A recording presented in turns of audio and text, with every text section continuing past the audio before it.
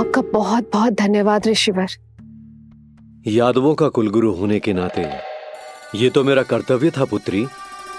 मुझे क्षमा कर दे लल्ला, कुछ समय के लिए मैं अपने कर्तव्य से भटक गया था। सब कुछ पूरे विधि विधान से संपन्न हुआ है।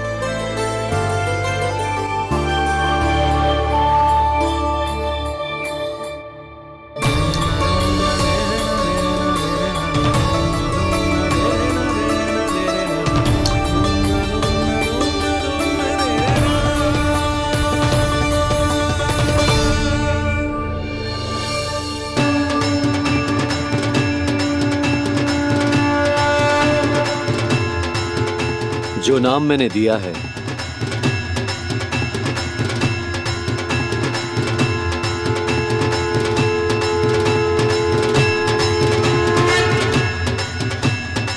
आप मुझे क्षमा कर दो बाबा, मैंने आपको इतनी दुविधा में डाल दिया।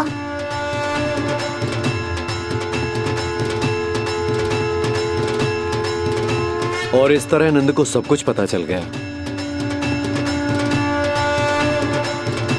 आप दोनों चिंता मत करिए, सब ठीक है। अब मैं आपके 6 पुत्रों का श्राद्ध कर्म करूंगा।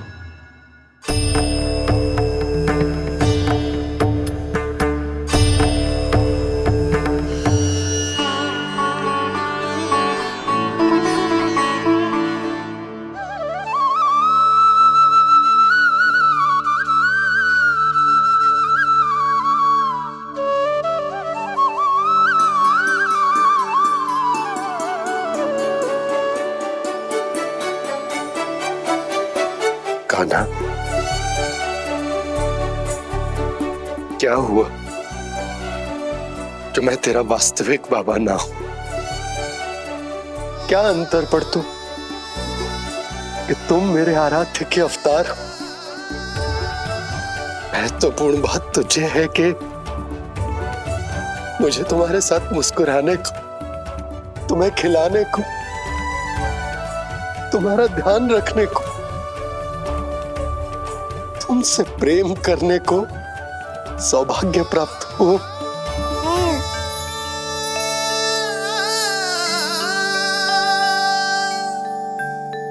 बाबा, सत्य जानने के बाद अब आपको केवल प्रेम ही नहीं करना है, मुझे डांटना भी है जब मुझसे कोई भूल हो जाए या मैं कोई शरारत करूं।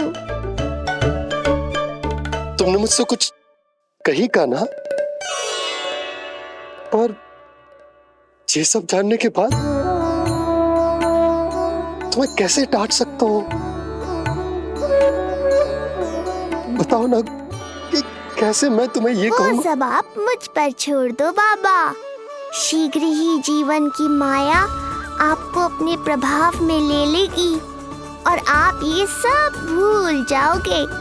पर जब जब मेरी दिव्यता की झलक संसार को मिलने वाली होगी और मेरा सत्य मैया को पता चलने वाला होगा, तब तब आपको इसका स्मरण हो जाएगा।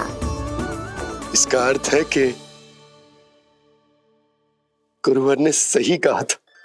श्री हरि की आंखों में भी आंसू आ गए थे, ममता के लिए तरसने लगे थे वो। इसीलिए उनके इस अवतार का मुख्य उद्देश्य है माँ की ममता का अनुभव करना। ये सत्य है कि इस अवतार का मुख्य उद्देश्य माँ की ममता का अनुभव करना। वो तो है बाबा, पर उसके साथ साथ आपका प्रेम पाना भी है। जानते हो, किसी संकट की स्थिति में आपको सब कुछ स्मरण क्यों आएगा? ताकि आप मैया को सत्य पता चलने से रोक पाओ। बोलो बाबा, आप मेरी सहायता करोगे ना?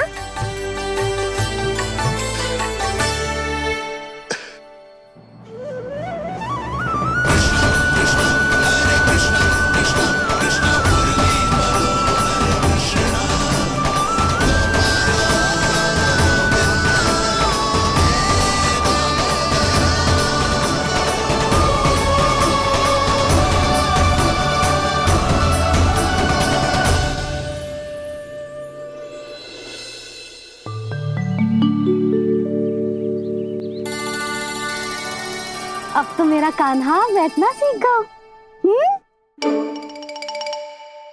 अब आगे से मैया कार्य करेगी तो कान्हा मैया के निकट ही बैठेगा। कितनी अच्छी तरह से बैठने लगो मेरा कान्हा। तेरे बाबा कुछ अधिक ही व्यस्त हैं आज।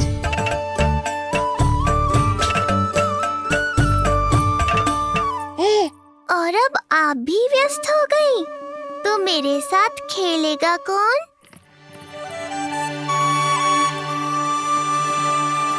लल्ला, कान्हा, लो भाभी, खिले हुए फूल भी ले आई हूँ और शीघ्र ही जाके तरकारियाँ भी ले आऊंगी। अच्छा हुआ जानकी आ गई, अब यही खेलेगी मेरे साथ। अरे जे क्या, फिर से पानी निकाल रहे हो?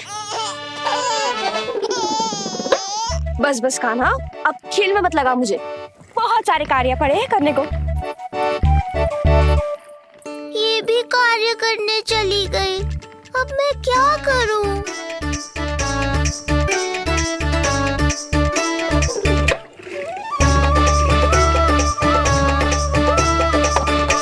सब व्यस्त है, मेरे लिए किसी के पास समय ही नहीं है। लगता है इनका ध्यान बटाने के लिए अब मुझे कुछ करना ही होगा।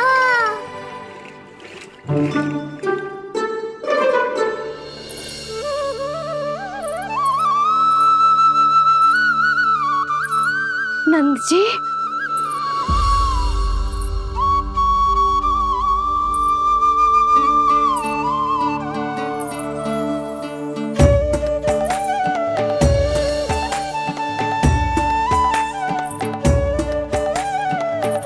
जानकी, देखो मेरा लल्ला पहली बार घुटने के बल पे चल रहा है।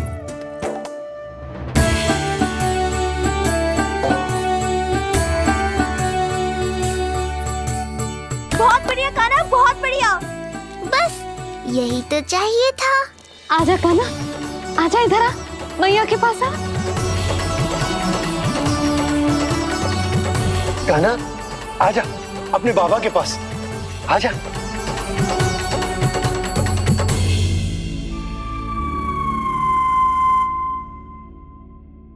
मैंने कहा था ना बाबा, शीघ्र ही आपको सांसारिक माया जकड़ लेगी और आप सब भूल जाओगे। देखा मेरे लल्ला को, अभी अभी तो इसने चलना सीखो है और अभी से इतना प्रवीण हो गए हो।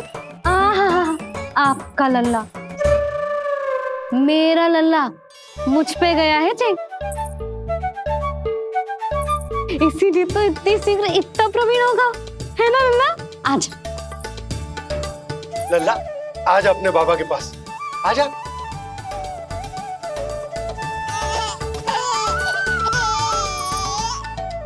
भ्रमित कर दियो आपने इसे, कितने चाव से अपनी मैया की ओर आ रहा था। आजा लल्ला। मैंने क्या करूं, मैं भी तो इसे बुला ही रहा हूं। आजा, आजा। अब आप दोनों झगड़ने मत लगना। लल्ला जिससे अधिक प्रेम करते है ना, उसी के पास जाएगा, देख लियो। यशोदा, ये तुम कैसे प्रतियोगिता लगा रही हो? क्यों, आपको विश्वास ना है कि लल्ला आपसे भी उतना ही प्रेम करता है और आपके पास भी आ सकता है? या फिर हारने का भय सता रहा है आपको? बिल्कुल ना, कान्हा आएगा तो अपने बाबा के पास, आजा। जे हुई ना बात, अब देखते हैं कौन जीतेगा। आजा कान्हा, आजा कान्हा, अपनी प्यारी मैया के पास आजा। बाबा की उंगली पकड़ी थी ना तूने, तूने साथ देने का वचन दिया था। आजा अपने बाबा के पास। अरे ये कैसे धर्म संकट में डाल रहे हो आप दोनों मुझे? कान्हा अपने मैया के पास आएगो, है ना? आजा। नहीं, कान्हा अपने बाबा के पास आएगो, आजा। लगता है नंद भैया ही जीतेंगे आज। तुझे बड़ा पता है नंद भैया ही जीतेंगे आज। कान्हा मुझे छोड़ के कहीं और जा ही ना सकता। और तू तो तरकारी लेने जा रही थी ना, जा। हाँ हाँ, बस जा ही रही हूँ।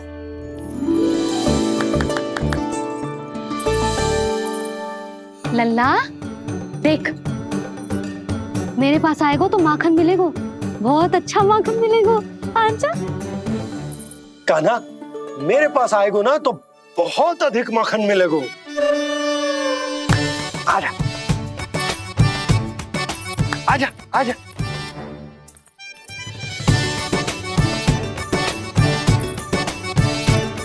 कान्हा आ जाओ।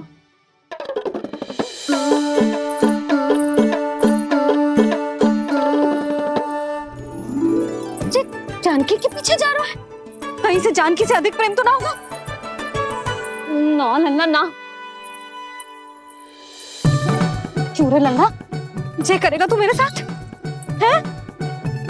यशोदा, ये सब परिहास की बात, सबका कोई विशेष अर्थ ना है।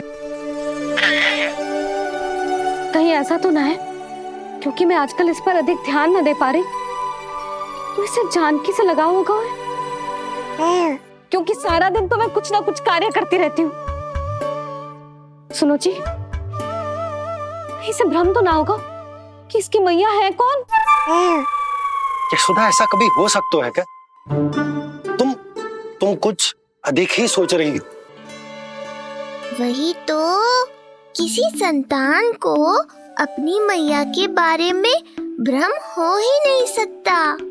ना, जे आपके पीछे भी चला जाता ना तो ठीक था, किंतु जे तो जानकी के पीछे चला गया।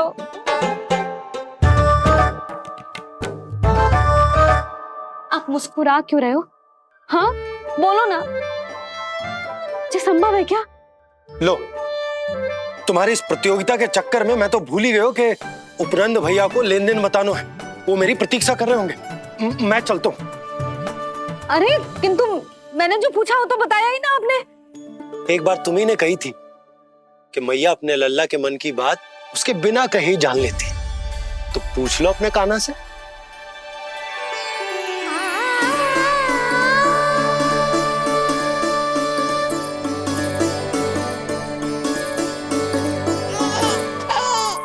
कान्हा अब तो बाबा चल।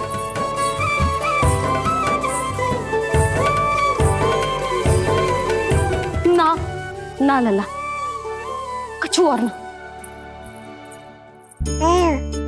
बाबा से प्रेम है, जानकी से प्रेम है, बस अपनी मैया से ना है ना। अरे मैया, ऐसी बात थोड़ी ना है। 9 माह तक पेट में कौन पालती है? मैया। दूध कौन पिलाती है? मैया। देखभाल कौन करती है? मैया। बस उसी मैया से प्रेम ना है, से सभी से प्रेम है तुझे। तो ठीक है फिर, अब बात भी उन्हीं से करियो।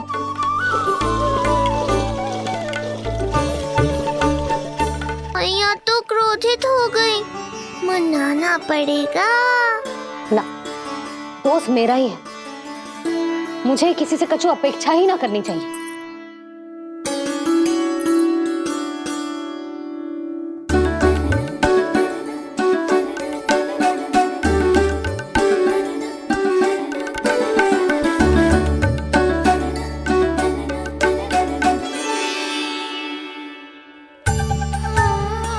आहा, अब स्वयं को प्रेम चाहिए तो चापलूसी कर रहे हो? छोड़।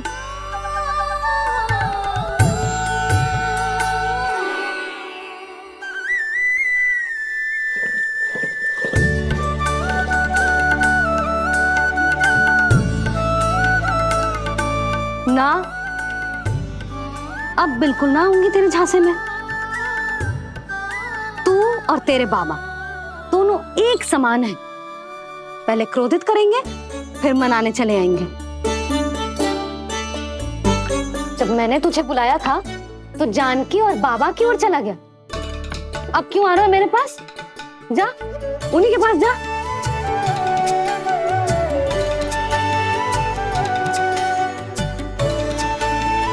देख लल्ला, अब अपनी जो प्यारी सी मुस्कुराहट दिखा के ना मुझे मनाने का प्रयास मत ही कर। मैंने कान्हा कहाँ गया? कहाँ गया कान्हा? कान्हा? कहाँ थे अब तक? पहले ही क्यों नहीं बताया कि ऋषि गर्ग की क्या योजना है? बता, क्या देखा, क्या सुना? महाराज मैंने पूर्ण प्रयास किया किंतु मुझे कुछ भी नहीं सुनाई दिया। दबाव बढ़ा।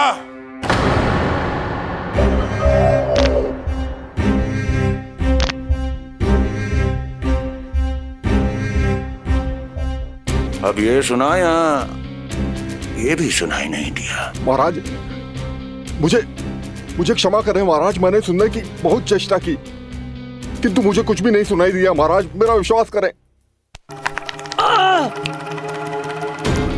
ये अर्थनाद सुनाई दिया या ये भी नहीं? मुझे क्षमा करें महाराज। उत्तर दो, अब सुनाई दिया? तो फिर वहां क्यों नहीं सुनाई दिया? मुझे क्षमा करें महाराज, आरंभ से अंत तक मैं वही था किंतु मैं कुछ भी नहीं सुन पाया महाराज, क्योंकि कारण नहीं, परिणाम चाहिए मुझे। परिणाम। लल्ला,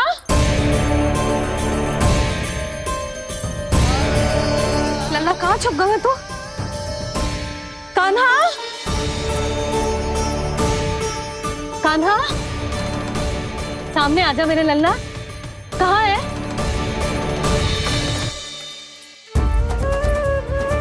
कान्हा, सामने आजा लल्ला। अब मैया कभी ना रूठेगी तुझसे। कान्हा, कान्हा, लल्ला, लल्ला, लल्ला देख सामने आजा, नहीं तो तेरी मैया मर जाएगी। लल्ला, कान्हा, कान्हा न जाने कहाँ चला गया है। अभी तो यही था, न जाने कहाँ चला गया है। तो उसकी पायल है, कहीं बाहर तो ना चला गया कोई मेरे लल्ला को? यशोदा, कोई ना लेगो होगा लल्ला को, और वो स्वयं भी कहीं ना जाएगा, यहीं कहीं होगो। आप इतने शांत कैसे हो? आपको कुछ पता है क्या? ये क्या है? एक पायल अभी भी उसके पैर में है, और है तो अपनी मैया का ही लल्ला, एक जगह टिकेगा ना हो, इसीलिए कह रहा हूँ कि मैं पल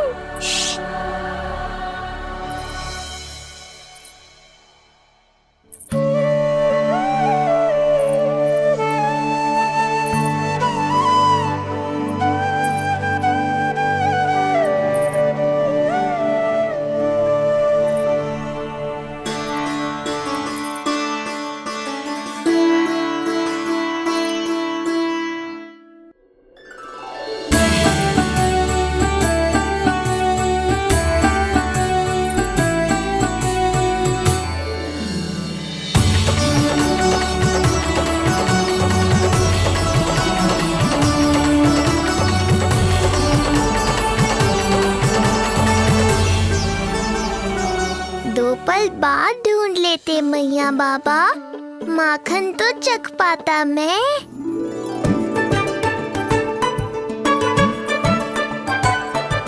ये क्या कर रहे है तू?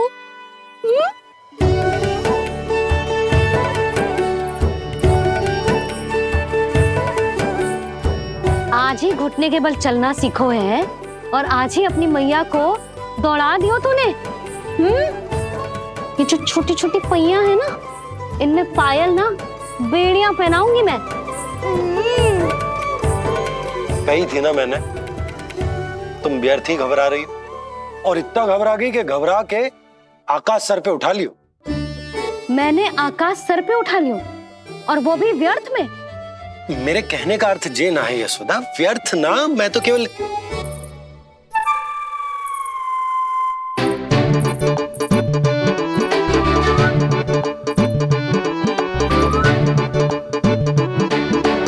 इसका अर्थ ये है कि कान्हा जानकी के पीछे ना जा रहा था। जब आप भी बाहर जा रहे थे तो जे आपका पीछा ना कर रहा था। इसे तो बस बाहर जानो है। क्या चल रहा है? हाँ, चल चल अंदर चल।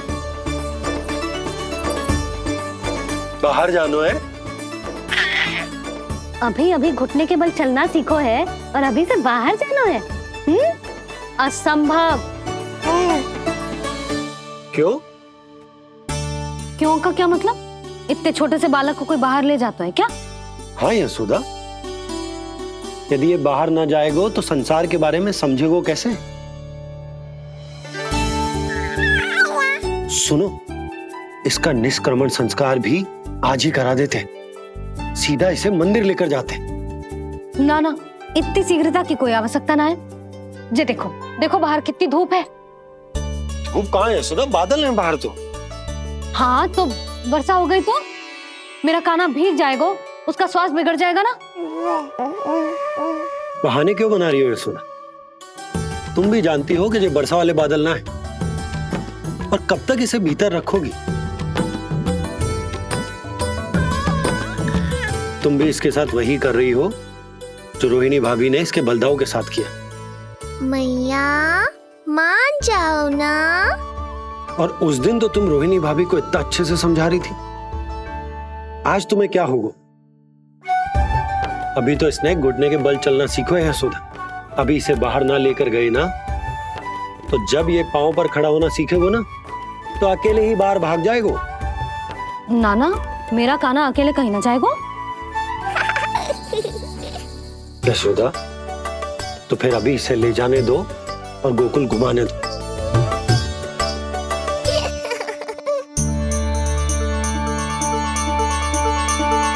देखा लल्ला, आज्ञा मिल गई। अब आज पहली बार लल्ला और बाबा बाहर जाएंगे घूमने के लिए। चल, आज बाबा और लल्ला पहली बार बाहर जाएंगे। हाँ, चलो। रुको, आपको क्या लगा था कि मैं लल्ला को अकेले छोड़ दूंगी? जहां जहां कान्हा जाएगा वहां वहां उसकी मैया भी जाएगी।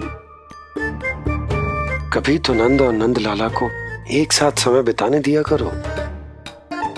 कुछ कही आपने? नहीं। तो बस फिर गौशाला से आरंभ करेंगे, फिर गांव घुमा के मंदिर ले जाएंगे इसे। मैं एक्शन में आई।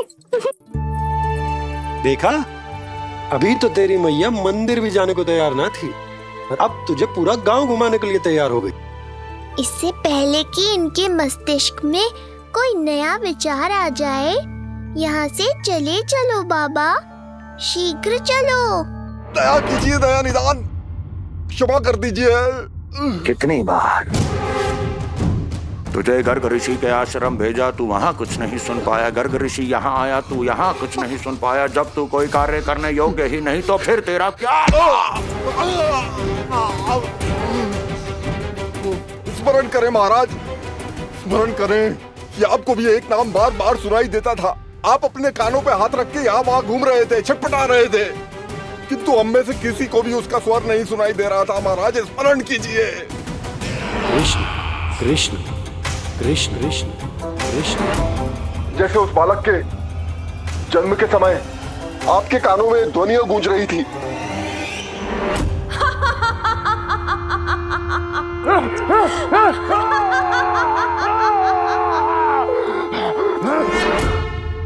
लेकिन हमें वो नहीं सुनाई दिया। ठीक उसी तरह महाराज, उस समय मेरे कानों में भी एक शंखनाद गूंज रहा था, और उसकी ध्वनि ने मुझे कुछ भी नहीं सुनने दिया। महाराज, और मुझे लगता है कि ये सब उसी विष्णु की कोई माया है, या फिर श्राद्ध के नाम पर ये सब मिलकर कोई योजना बना रहे हैं। महाराज, इस निर्दोष को मारने से क्या होगा? मैंने तो आपसे पहले ही कहा था कि उन दोनों को महल से बाहर मत जाने दीजिए।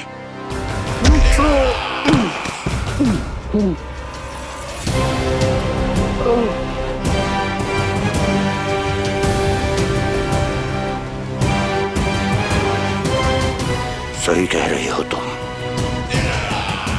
इसको मार के क्या होगा?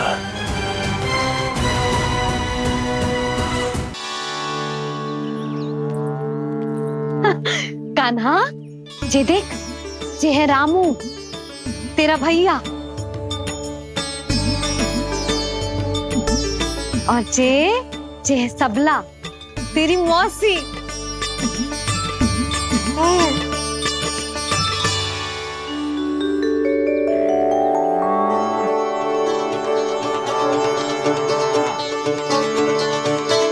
देखो जी, कान्हा को देख के सबला की भी ममता उमड़ आई। सुनो, पूरा गांव घुमानो है, उसके पहले ही मेरे कान्हा की बुरी दृष्टि उतार लेते हैं, नहीं? अच्छा। हे गौ माता, आज तुम्हारा भतीजा पहली बार घर से बाहर निकल रहा है, इसे सबकी बुरी दृष्टि से बचाइयो।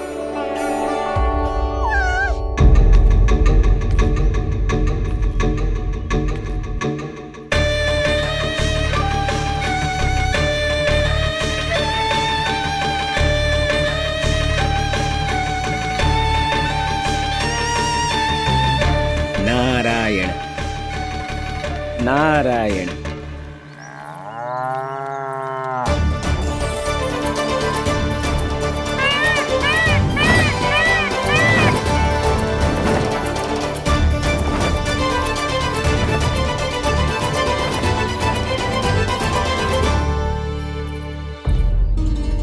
देखा प्रभु, लोग आपके चपलासुर का कितना सम्मान करते हैं, पर आपके दरबार में मुझे आपका चापलूस कह के ही पुकारते हैं प्रभु कंस। पर अब ये सब बदल जाएगा। अब लोग मुझे प्रभु कंस का चापलूस नहीं, विशेष विश्वास पात्र कहकर बुलाएंगे। ये नया सिंहासन उसके लिए है जो मेरा विश्वास पात्र बनेगा, मेरे दाहिने हाथ की तरह। इसीलिए तो यहाँ आया हूं मैं, ये देखने कि प्रभु कंस का कार्य करने के लिए सब लोग इतना हिचक क्यों रहे हैं। ऐसा क्या है उस बालक में?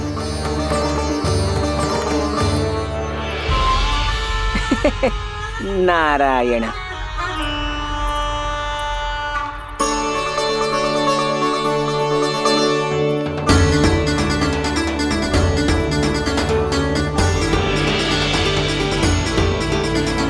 नन्ना, ये देख, ये है तेरी प्रभावती मौसी का घर।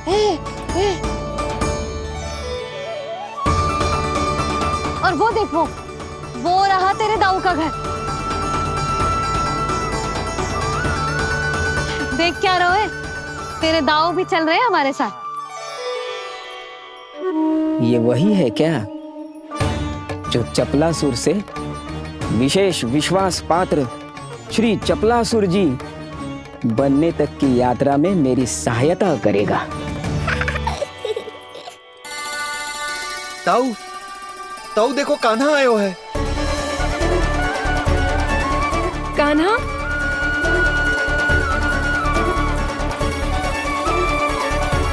घर से बाहर आकर तो और भी निखर गए हो गोकुल का राजकुमार।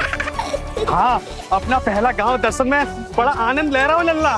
सच्ची कहीं भोला भाई, आज कछु अधिक ही प्यारा लग रही है जे।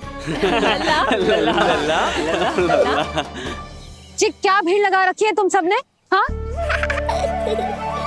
जी मेरा लल्ला है, कोई दिखावट की वस्तु थोड़ी ना है। सब घेर के खड़े हो गए। यशोदा, ये देखो रोहिणी जीजी भी आ गई। चलो सब सीधे मंदिर चलते हैं। हाँ चल।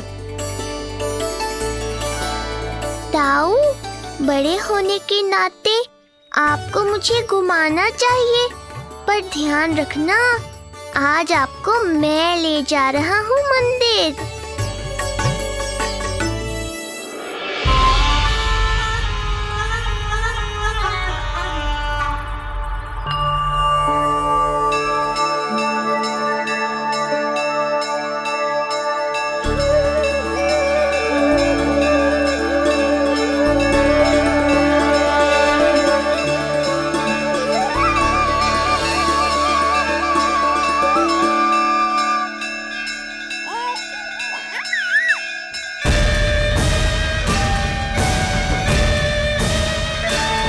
ये कैसे संभव है? ये अवश्य वायु के वेग से ही बच रही होंगी। प्रणाम। आशीर्वाद। आयुष्मान भव।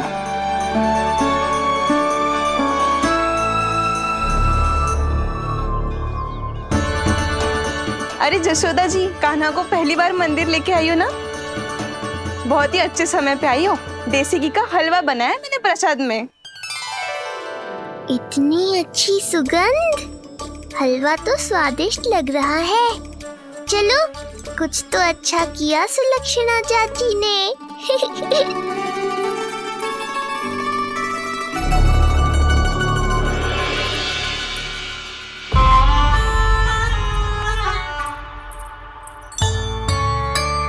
ओह, मेरे लिए इतना बड़ा भाग। पता नहीं था कि इनका हृदय इतना बड़ा है। सबको प्रसाद दे दियो, अब स्वयं भी तो खाना चाहिए। अरे चाची, पहले मुझे तो खिला देती।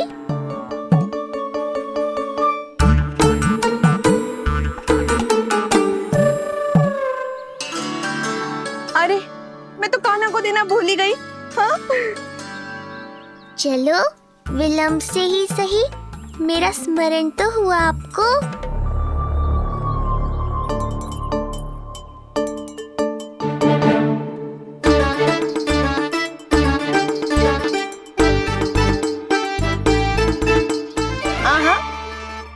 अभी नहीं खाना, तनिक बड़ा हो जाना, फिर खाना जितनी इच्छा हो।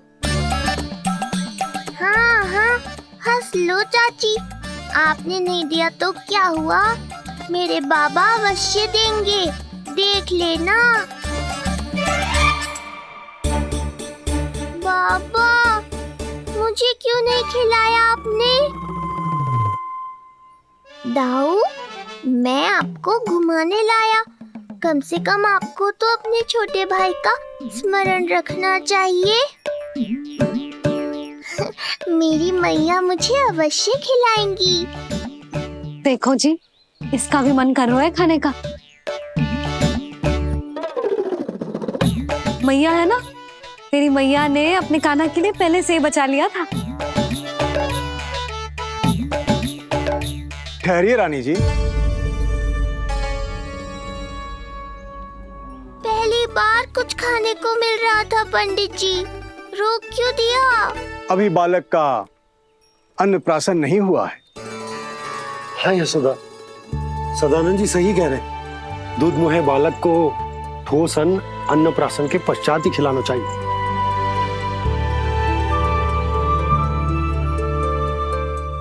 ना लल्ला, तू बस अन्नप्राशन तक रुक जा, उसके बाद तू जो कहेगो ना, तेरी मैया खिलाएगी तुझे।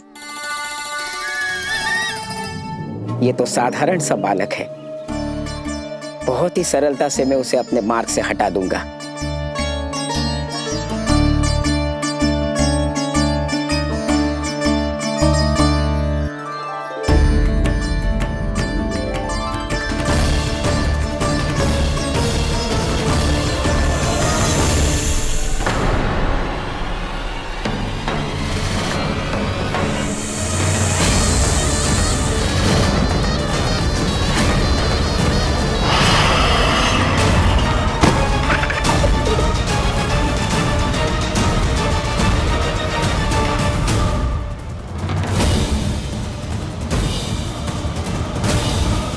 ये क्या था?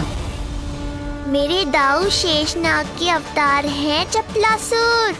इनके रहते तुम मुझे हानि पहुंचाने का विचार भी मन में लाओगे तो ऐसा ही होगा तुम्हारे साथ।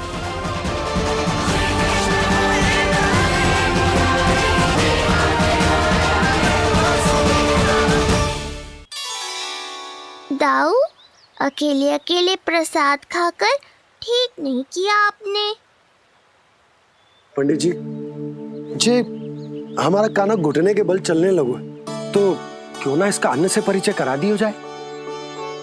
नंदराज जी, 2 दिन में पूर्णिमा है, बहुत अच्छा दिन है, तभी कर लेते हैं अन्नप्राशन संस्कार। दिन की प्रतीक्षा और करनी पड़ेगी। जिज्जी, मेरा तो मन किया आज ही कर दूं अपने कान्हा का अन्नप्राशन।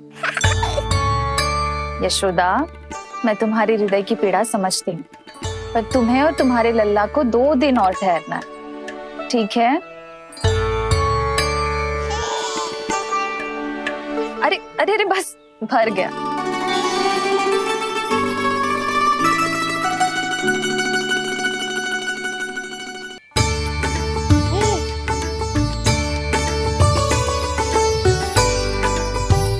लो जिज्जी।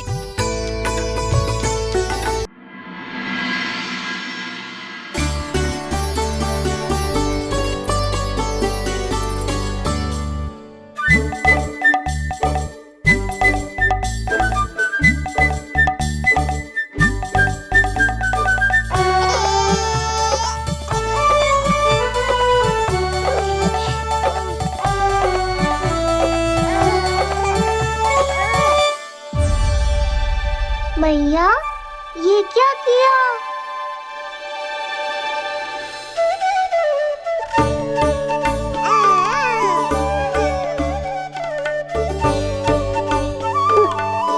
लगता है इसे माखन से अधिक ही प्रेम हो गया। सावधान यशोदा, कहीं बड़ा होकर माखन चोर ना बन जाइए। माखन चोर क्यों बनेगा मेरा लल्ला? माखन की कोई कमी है क्या हमारे घर में? जितना माखन चाहिए उतना माखन खिलाऊंगी मैं अपने लल्ला को।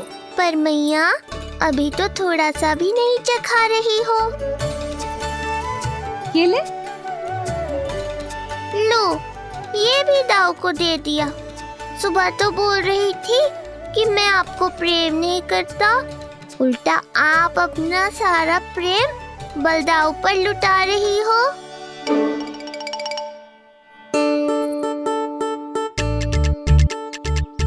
सुनो जी, कान्हा के चारों ओर सिरहाने लगा दो ना, नहीं तो जी फिर से इधर उधर चला ना जाए। अच्छा सुझाव दिया तुमने। अभी लाए।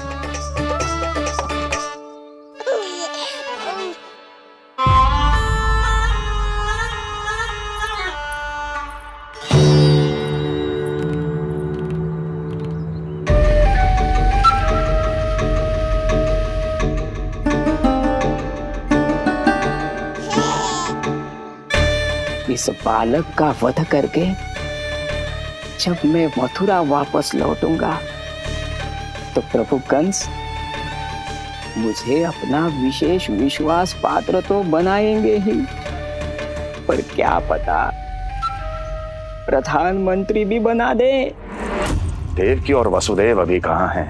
अपनी संतानों के श्राद्ध के लिए ऋषि गर्ग के आश्रम जा रहे हैं। अब आप क्या करने वाले हैं महाराज? एक बार तो मैंने उन्हें प्राण दान दे दिया।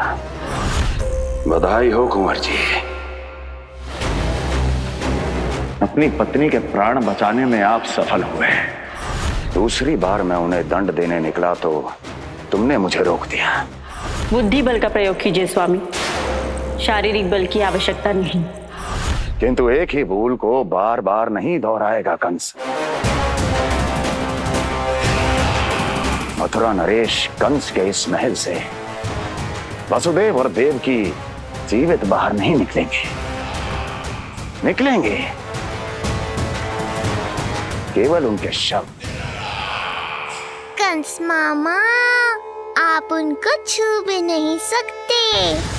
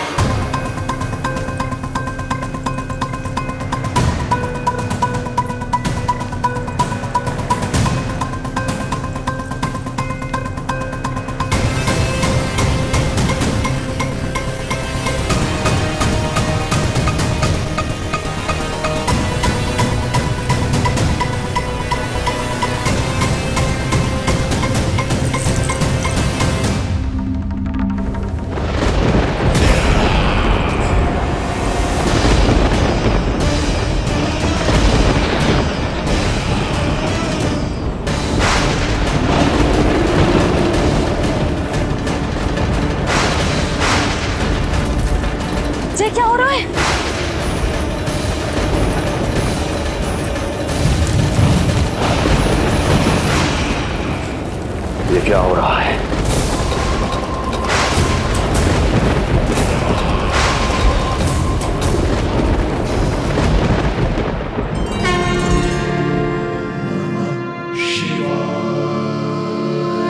क्या हुआ प्रभु?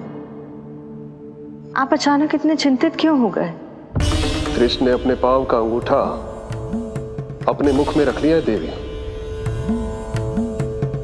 इसमें चिंतित होने की कोई बात नहीं है प्रभु। ऐसा तो हर बालक कभी ना कभी करता ही है। तो सखा कोई साधारण बालक नहीं है देवी पार्वती, तो भगवान है।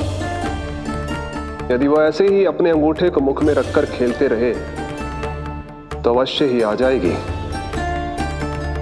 कौन आ जाएगी प्रभु?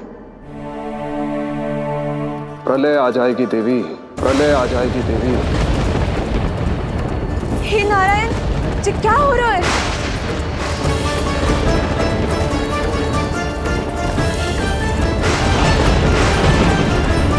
जी ऐसे लग रहा है जैसे दिन में ही रात्रि के समान अंधेरा छा गया हो। लगता है बहुत बड़ी आंधी आने वाली है।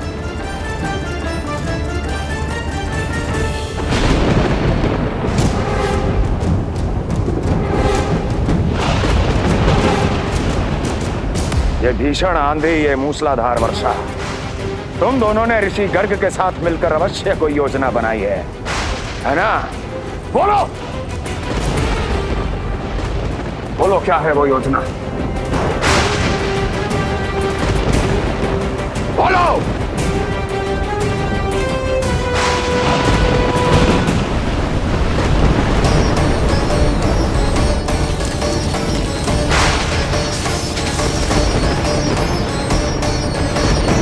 लगता है प्रकृति क्रोध में। मैं जाकर गौशाला संभालता हूँ, कहीं कोई हानि ना हो जाए।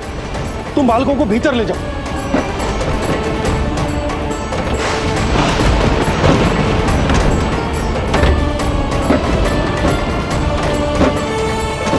जी द्वार और झरोखे बंद करते हैं। हाँ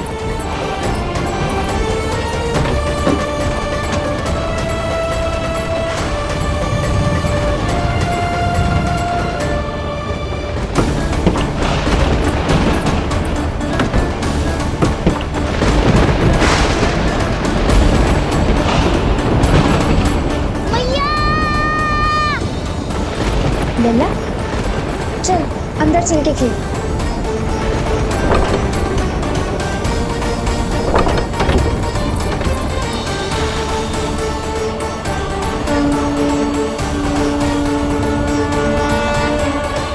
आपके सखा तो ध्यान निद्रा में चले गए हैं प्रभु। इनकी ये अंगूठा चूसने की सामान्य सी क्रिया का कितना घातक प्रभाव पड़ रहा है, इन्हें तो पता भी नहीं है। चाहे जानबूझकर की जाए या अनजाने में हो, सखा की हर लीला के पीछे कोई ना कोई उद्देश्य अवश्य छिपा होता है। पर ऐसा लगता है देवी जैसे उनकी इस लीला के पीछे एक नहीं अनेक उद्देश्य छिपे हैं।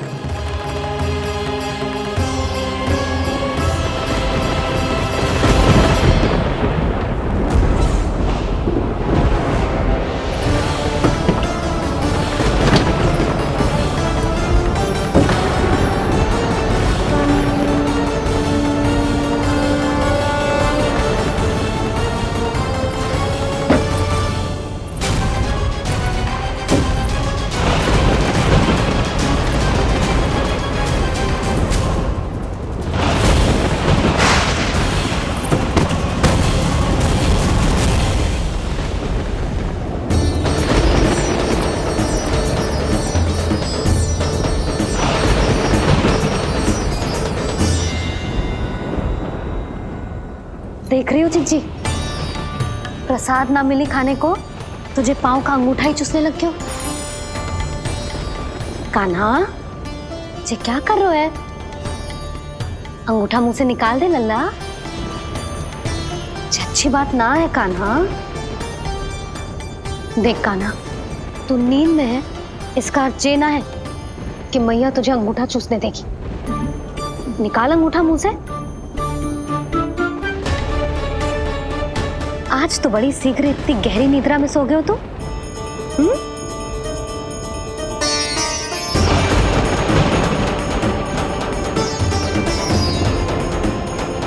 देख रही हो ना चिच्ची, अंगूठा मुंह से निकालने को तैयार ही ना जी। ऐसा क्या आनंद मिल रहा है?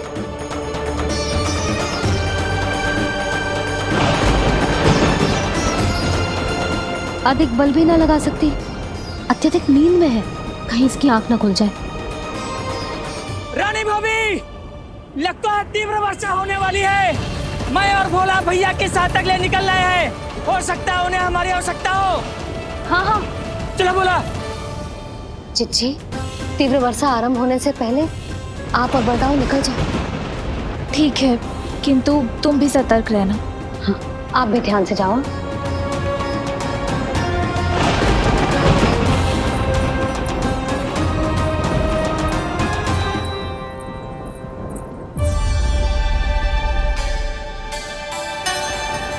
हे नारायण, वस्त्र बाहर सूख रहे हैं और तेरे अन्नप्राशन वाले चावल भी रखे। भीतर करना होगा ना चिचान की भी।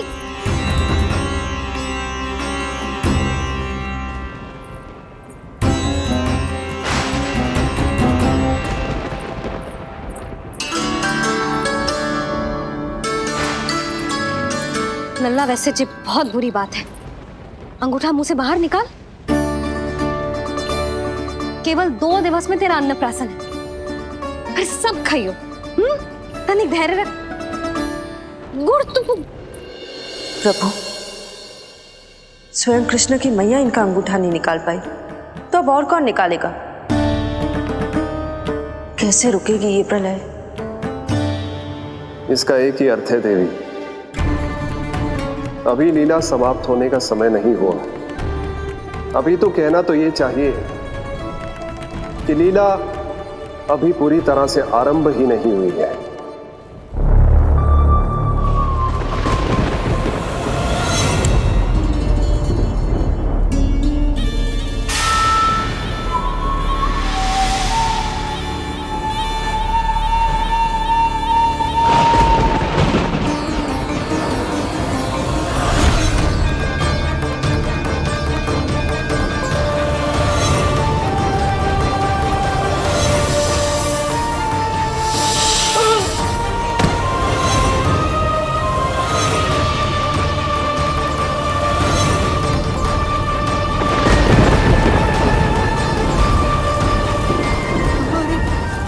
कंस ने प्रलय बुला ली, कंस ने प्रलय बुला ली।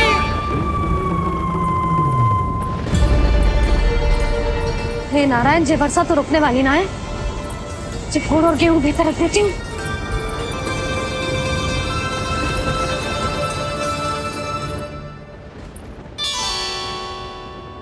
जे देख रहे हो गुड़, जे तेरे अन्नप्राशन के पकवानों के लिए ही है। कैसे कैसे करके बचा के लाई हूँ, कुछ पता भी है तुझे? और तू है कि जे अंगूठा ही चूसे जा रहा है। हाँ नहीं तो। किंतु आज प्रलय भी आ जाए तो कंस की तलवार का वार रोकने में असमर्थ होगी। कंस के साथ विश्वासघात किया है, दंड तो मिलेगा। महाराज, वायुमंडल में अचानक आए इस परिवर्तन का हमसे कोई लेना देना नहीं है। हम तो बस अपनी संतानों के श्राद्ध के लिए जा रहे थे। मूर्ख हूं मैं, मूर्ख हूं मैं। कंस एक मूर्ख है, मूर्ख हूं मैं। अब अच्छी तरह जानता हूं मैं, श्राद्ध केवल एक बहाना है।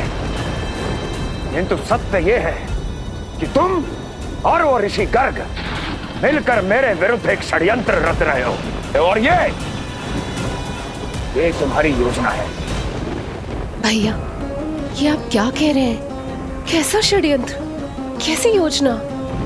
हम तो केवल श्राद्ध के लिए गए थे। बहुत अवसर दिए मैंने तुम दोनों को, किंतु तुमने बार बार मुझे मूर्ख बनाया। इसलिए अब मैं अवसर दूंगा अपनी इस तलवार को।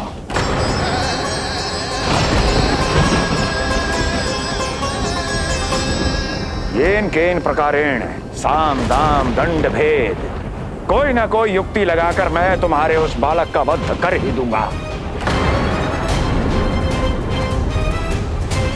पर उस क्षण का साक्षी बनने के लिए अब तुम दोनों को जीवित नहीं छोड़ूंगा मैं।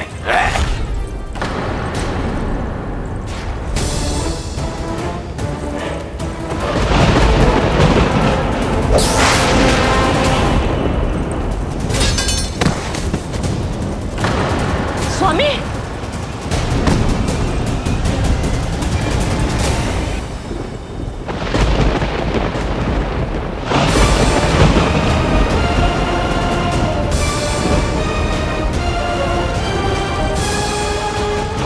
तेरा काल तेरी प्रिय बहन के गर्भ से उसकी 8वीं संतान बनकर जन्म लेगा और तेरा विनाश करेगा, विनाश करेगा, विनाश करेगा।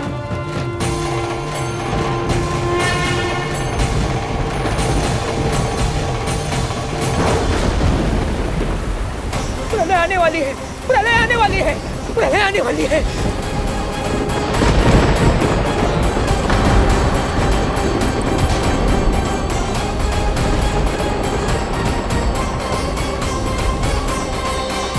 यदि कंस को रोकना, अपने माता पिता की रक्षा करना और चपलासुर के ब्रह्म को मिटाना ही इस लीला के उद्देश्य थे, तो ये सभी उद्देश्य पूरे हो चुके हैं प्रभु।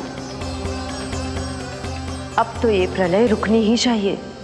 ये केवल सखा की लीला ही नहीं है देवी पार्वती, उनकी माया का उदाहरण भी है। मार्कंडेय ऋषि को दिए गए वरदान को पूरा करने के लिए ही ये सब हो रहा है। कौन सा वरदान प्रभु? प्रभु की माया को साक्षात अपनी आंखों से देख पाने का वरदान।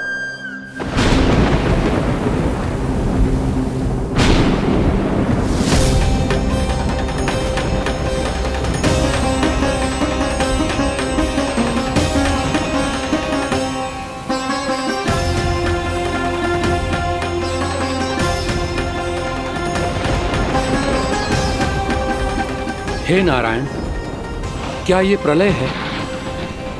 क्या संसार समाप्त हो रहा है? तो फिर मुझे मिले इस जीवन का क्या अर्थ है?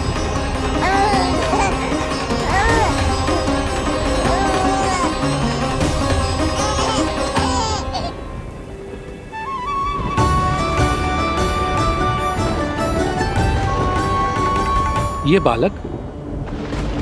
बालक यहां कहां से आया?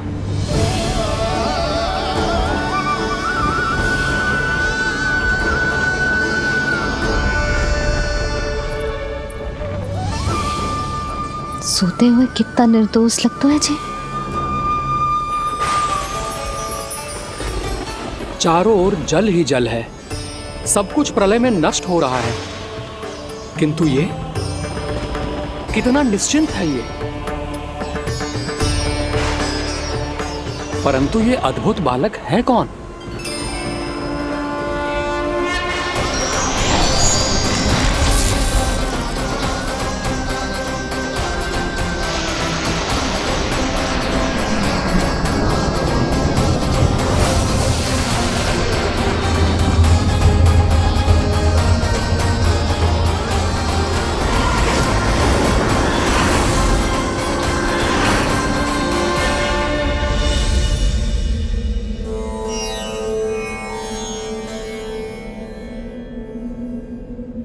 जिन घने काले बादलों ने आकाश को घेरा हुआ था, कहां गए वो?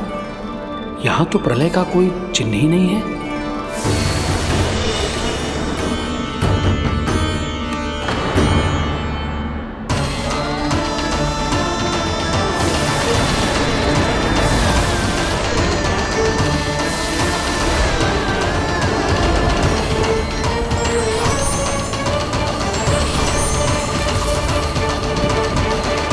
ये आप ही की माया थी ना प्रभु? मुझे इसका साक्षी बनाने के लिए आपका बहुत बहुत धन्यवाद। परंतु इसका अर्थ क्या है प्रभु?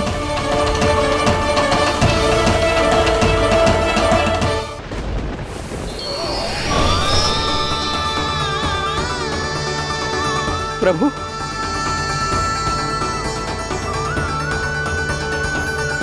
इसका अर्थ ये है कि ये मानव संसार वट वृक्ष पर स्थित है और मानवों का जीवन काल वट वृक्ष के पत्ते पर विश्राम करती एक जल की बूंद के समान होता है।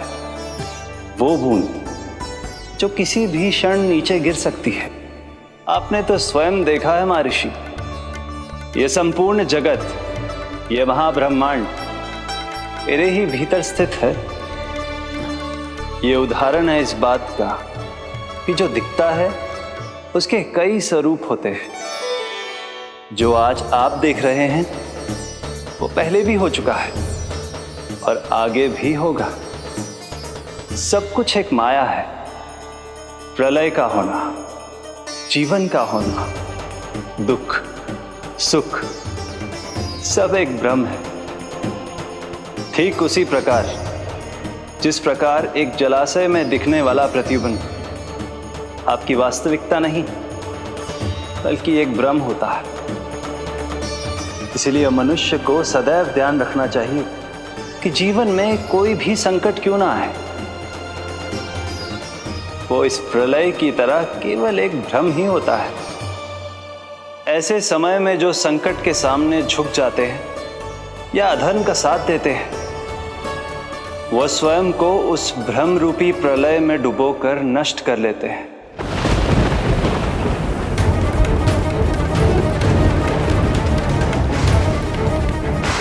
पर जो मेरी शरण में आकर संकटों का सामना करते हैं, वो स्वयं को कठिन से कठिन प्रलय से भी उभार लेते हैं।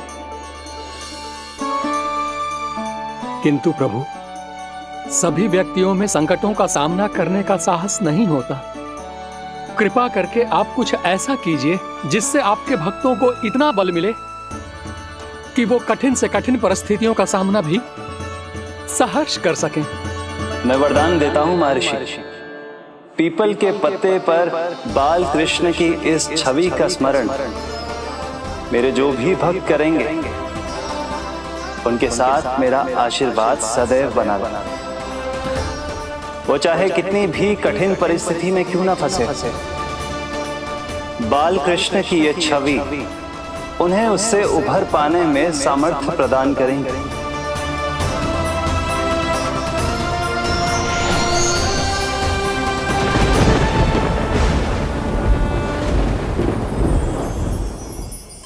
अद्भुत। तो ये कोई साधारण लीला या भ्रम नहीं था, मानव मात्र को नारायण से मिला वरदान था ये। पर अब क्या होगा प्रभु? कैसे रुकेगी ये प्रलय?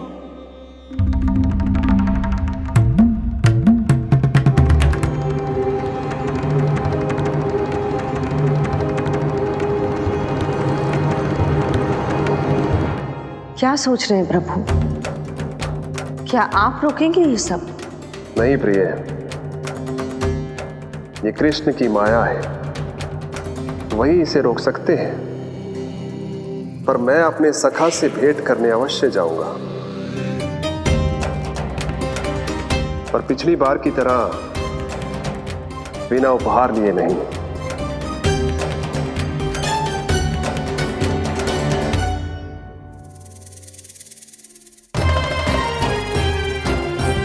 उपहार?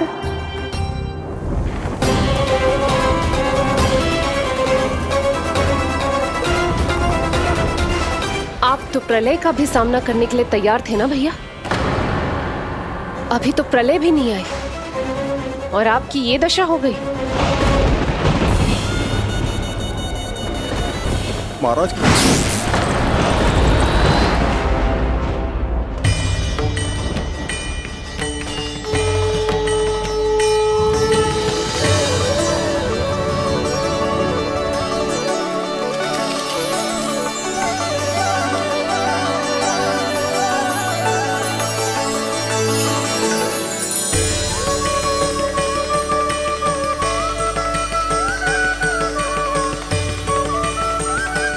महादेव, आप उपहार में ये निष्प्राण वस्तु देंगे अपने सखा को? सही पहचाना देवी, पर उपहार देने से पहले इसे आकार दूंगा मैं, क्योंकि प्राण तो इसमें बाल कृष्ण ही भरेंगे।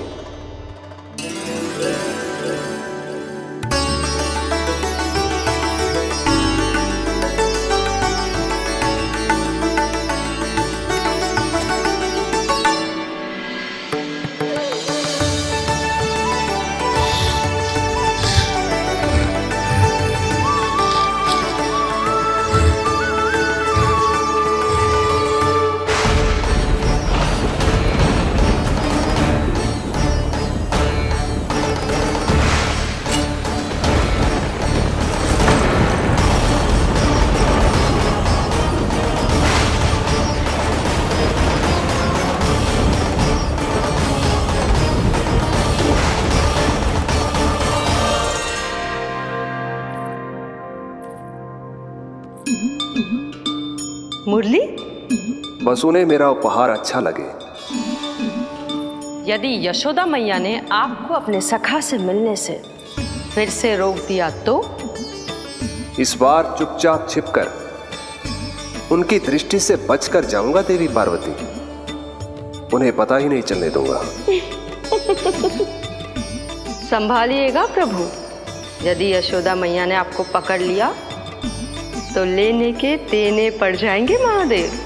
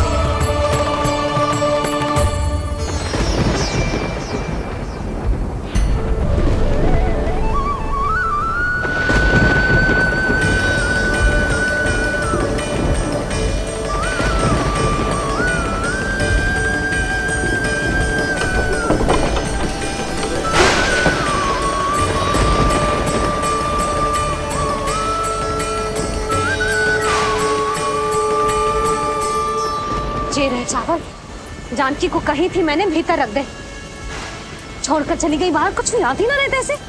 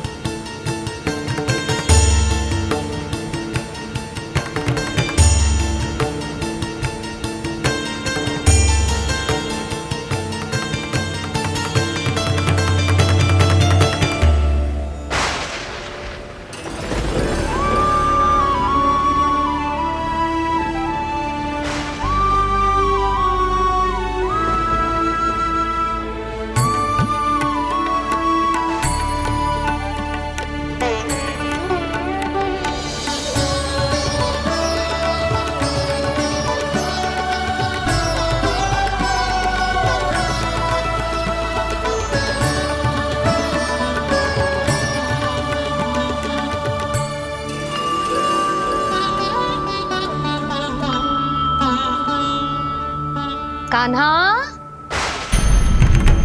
अंगूठा निकाल दे लल्ला, नहीं तो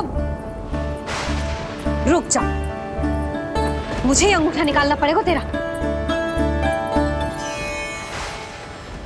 पूरे वस्त्र भीग गए मेरे, कहीं मेरे कारण इसका श्वास ना बिगड़ जाए। वस्त्र बदल के आ रही है मैया।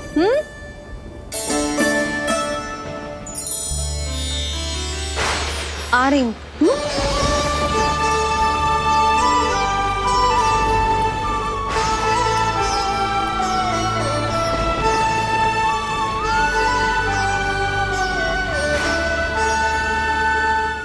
शासन की नींव भय होती है महाराज, और आपका पूरा साम्राज्य भय पर ही टिका हुआ है। यदि आप ही इस तरह से भयभीत दिखाई देंगे तो आपके साम्राज्य को डगमगाने से कोई भी नहीं रोक पाएगा। एक बार आपने ही कहा था ना कि अपनी दुर्बलता कभी किसी को मत दिखाओ। प्रजा को भयभीत कंस नहीं, भयानक कंस दिखना चाहिए, भयानक कंस। अब आप ये सिद्ध कर दीजिए कि भय आपके शत्रु का नहीं, आपका शस्त्र है। महाराजा धीराज, कंस का शस्त्र।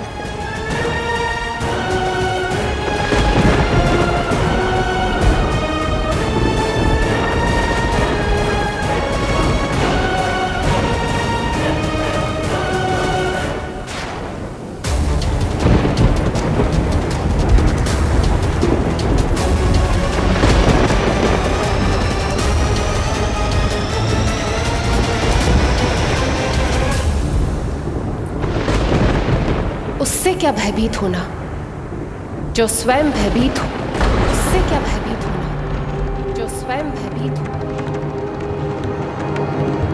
सखा, इस माया को विराम देने का समय आ गया है।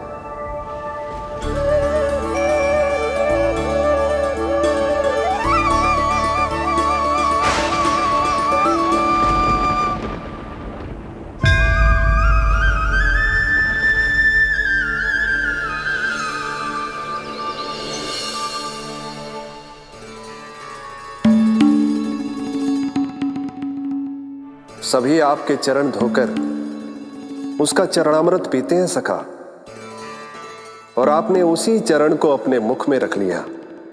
यही तो सखा, मैं इस तथ्य से चकित था, इसलिए सोचा एक बार अपने चरणामृत का स्वाद स्वयं भी चख ही लिया जाए। अब जो उपहार लाए हैं वो शीघ्र ही दे दीजिए। मैया ने आपको देख लिया तो आपको तो अनुभव है वो क्या क्या करने में सक्षम है। आपसे कुछ भी छुपाया नहीं जा सकता सखा।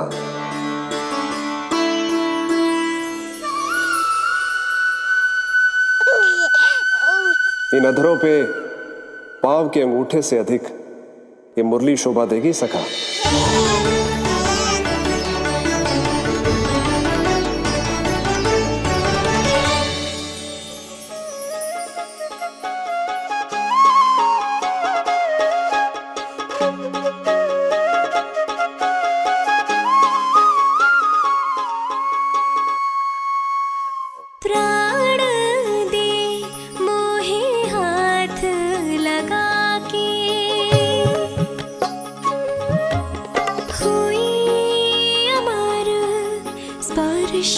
जो पाके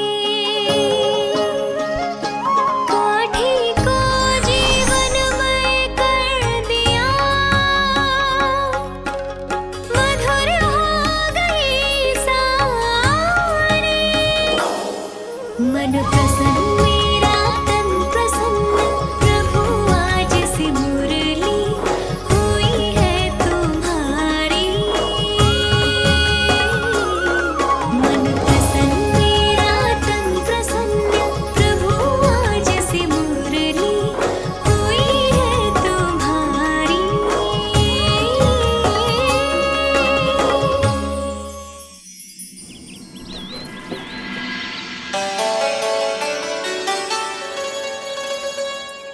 तुम्हारी भक्ति ने मेरा मन जीत लिया है मुरली। शीघ्र ही सारा संसार तुम्हें मेरे नाम से और मुझे तुम्हारे साथ से पहचानेगा।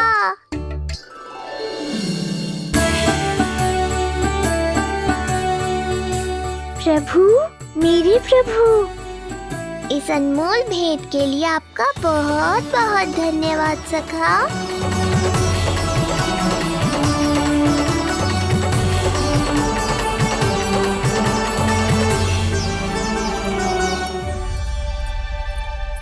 सखा, मैया,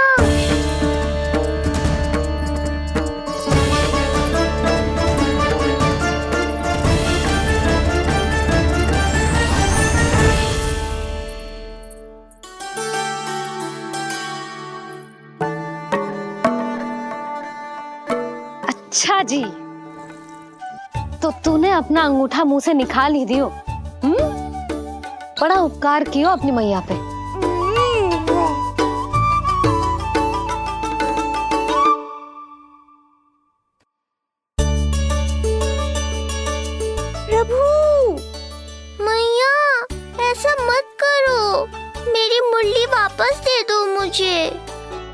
ये कहाँ से आई? मेरे सखा ने उपहार में दी है। मैंने तो सोचा भी नहीं था मैया कि मेरे अंगूठा मुंह में लेने से इतना सब कुछ हो जाएगा। तेरे मुख पे छाई ये दृष्टता की छाया साक्षी है। ये जो भी हुआ, ये तुम दोनों, उस ऋषि गर्ग और तुम्हारे उस पुत्र का किया धरा है, जिसे तुमने मुझसे छुपा रखा है। जो स्वयं दूसरों का बुरा करते हैं, उन्हें सदैव यही लगता है कि उनके पीठ के पीछे उनके विरुद्ध कोई न कोई षड्यंत्र हो रहा है। मुझे तनिक भर भयभीत देखकर इतना साहस आ गया तुझमें कि मुझे प्रत्युत्तर देगी। लगता है तुम दोनों महाराज की तलवार के वार को भूल चुके हो। स्मरण करो, इतने वर्षों में इसने एक बार भी तुम्हें छुआ तक नहीं, लेकिन अनेकों बार तुम्हारे हृदय को रक्त रंजित कर चुकी है ये। मेरी इस तलवार ने तुम दोनों की 6 संतानों का रक्त चखा है, और अब एक और संतान के रक्त में स्नान करने वाली है ये। वो संतान जो गोकुल में पल रही है। बस कंस भैया बस, बस कंस भैया बस, बस कंस भैया बस।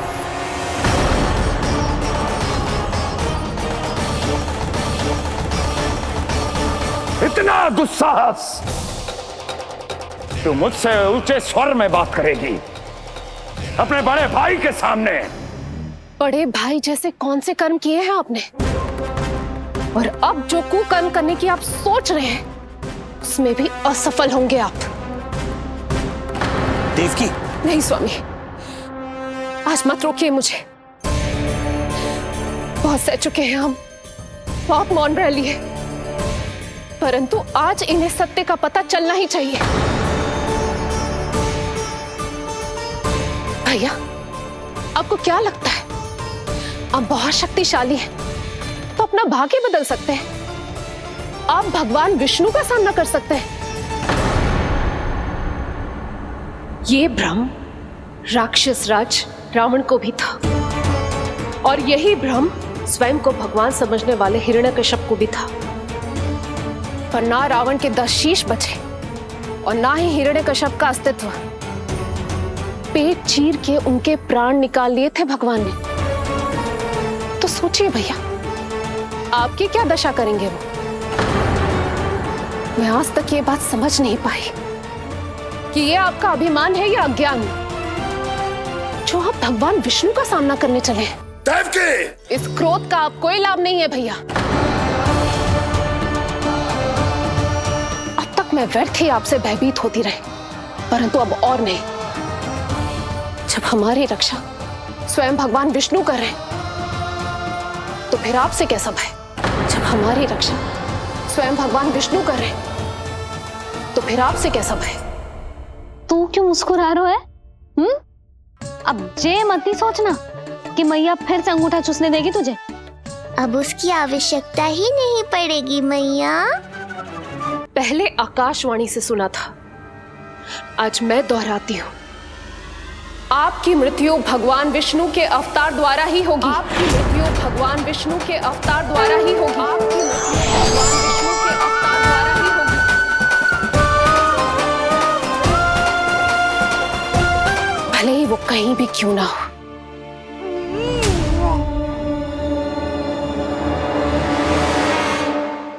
चाहे वो कहीं भी क्यों ना हो, मैं जानता हूं वो कहां है। देवकी, तूने बहुत बड़ी भूल कर दी मुझे चुनौती देकर। मैं चाहूं तो अभी इसी क्षण तुम दोनों का वध कर दूं, किंतु नहीं।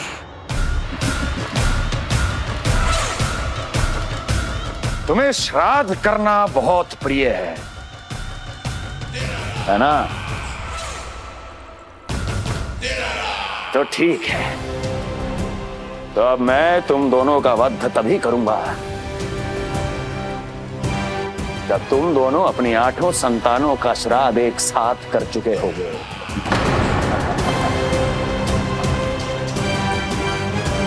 श्राद्ध की तैयारियां करो।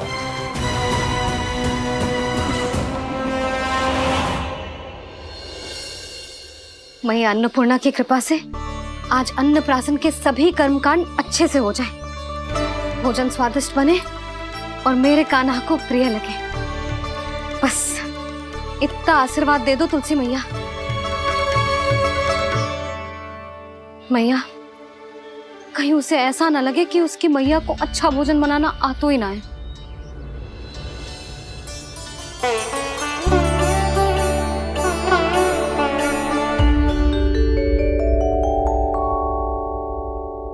वाह मैया, इतने दिन तक तो कुछ खाने को दिया नहीं और अब जब खाने का अवसर आया है तो व्यग्र हो रही हो।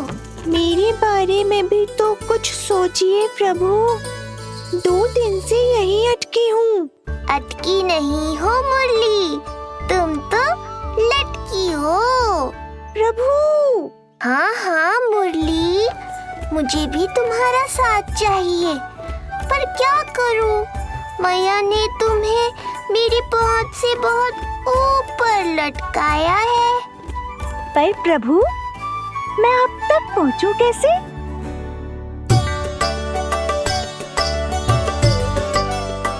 प्रभु, सोचिए मत, कुछ करिए।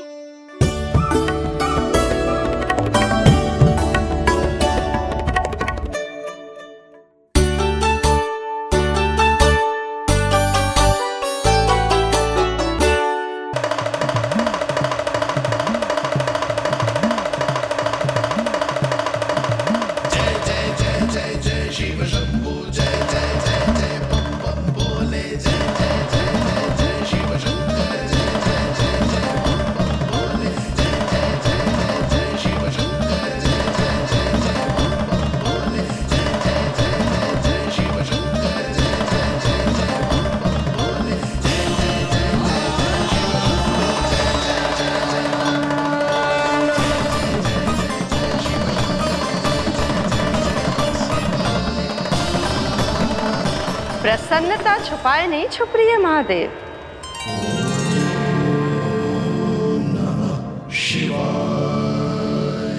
सखा के दर्शन हो और मन आनंद में नृत्य ना करे, ऐसा कैसे हो सकता है देवी?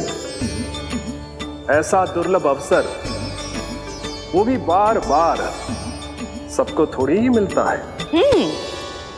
मुझे चिढ़ाने का प्रयास सफल नहीं होगा महादेव।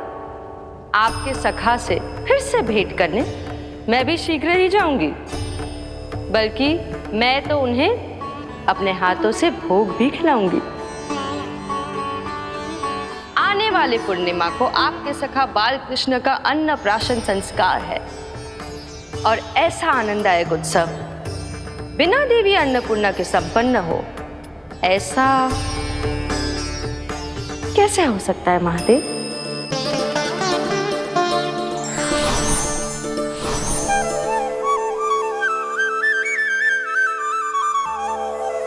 प्रभु, 2 दिन से यहीं अटकी हूँ। अटकी नहीं हो मुरली, तुम तो लटकी हो। प्रभु। मुरली, बाबा आ रहे हैं, तुम बस इनकी दृष्टि में आ जाना, फिर मैं संभाल लूंगा। कान्हा,